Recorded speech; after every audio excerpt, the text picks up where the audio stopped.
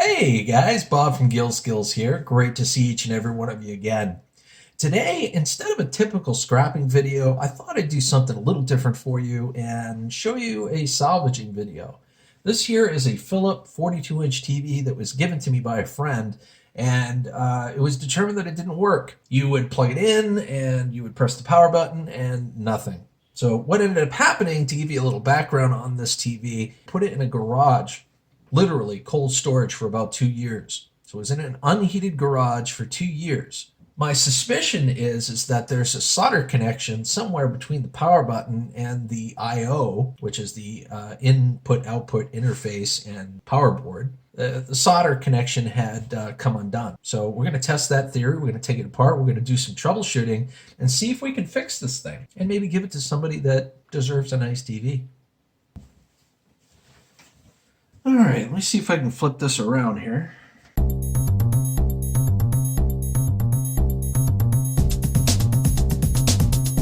So the first thing we're going to need to do is take out all these screws. This whole panel comes off, and there's a ton of screws to try to get this back panel off. So I'm going to start by taking all those screws out. I'm going to illustrate that here. And we're going to see about getting that back panel off, and then we'll inspect and see what we can find out.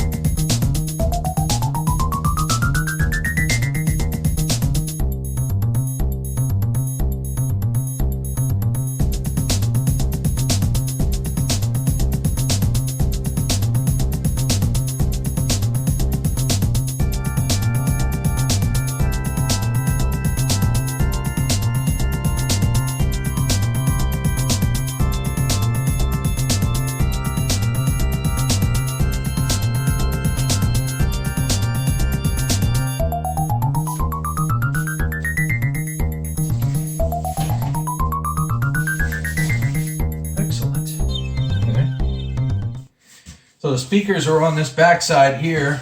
It looks like they connect with these bottom screws here so that they work when the TV turns on, which is interesting. Let me go ahead and set this aside. So as you can see, this is this is what the inside of this TV looks like. We're essentially looking for any type of issues with wires, fraying, solder connection issues, things of that nature. I mean, I don't see any scarring on any of the boards. I don't see any like burn marks. This is where she plugs in right here. It doesn't appear to be an issue. I mean, this is well taken care of. I don't see any excessive dust or anything like that. There's not a single issue here. I don't see a single issue. I'm not sure exactly what's going on. What I can do is I'll try to plug this in and see if I can get it to turn on with the back cover off. All the connections look good. All right, well, let's see if we can plug it in and let's see if we can get it to work. It didn't work before, so I can't imagine it's going to work now, but you never know.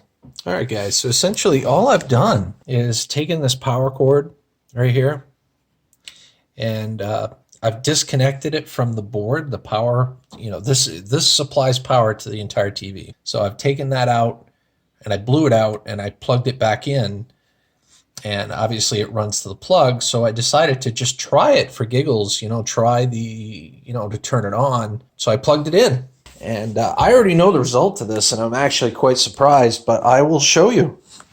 I'll show you. Go ahead and turn it on.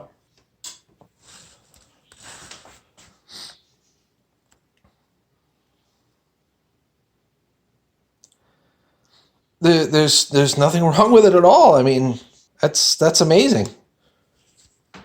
So I'm going to test it out. I'm going to make sure that everything works. I'll probably do a longevity test, to make sure that it stays on for a couple hours, and I'll run it through a few things. I'll probably hook up a DVD player or something to it, to make sure that it works. I'm going to put the panel back on and make sure that everything works properly. And if everything goes well, I'm gonna give this to my mother and father, because quite simply, they have a 32-inch TV, and I think that's way too small, and it's only a 720p.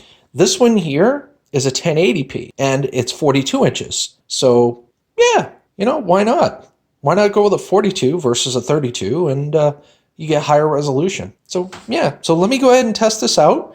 And I'm not going to bore you with the details. You guys know how to plug in and, take things and plug them into the I/O ports and whatnot. And so I'm going to check out the DVD player, and I'll do short spurts to show you what's working and what isn't. But I'm going to put that back panel back on and see what we can determine.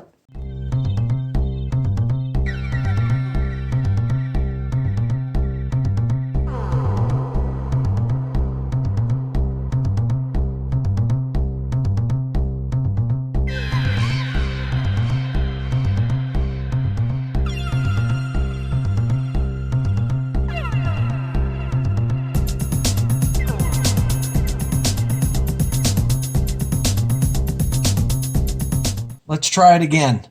Just to be on the safe side, go ahead and plug this in.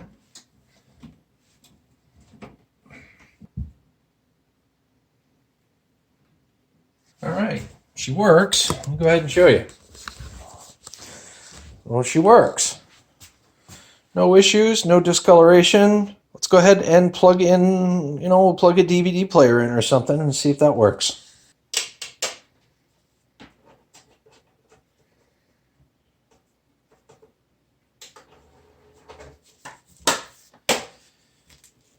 All right, first we need to switch the input.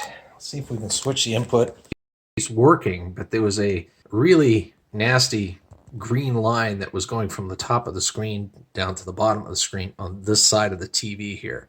So what I want to do is I've traced it from here to here, and then from here there are ribbons that go into the LCD screen. So what I'm doing at each step is I'm actually removing these and I'm cleaning them with some very, very light alcohol, each connection, both the cord and the piece here. And I'm doing it very, very gently.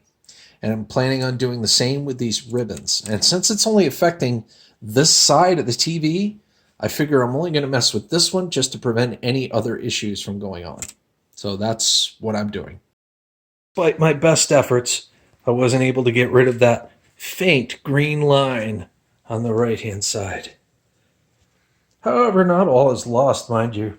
This TV is still very much useful. My son is going to take it, and he's going to use it for his video games. Yeah.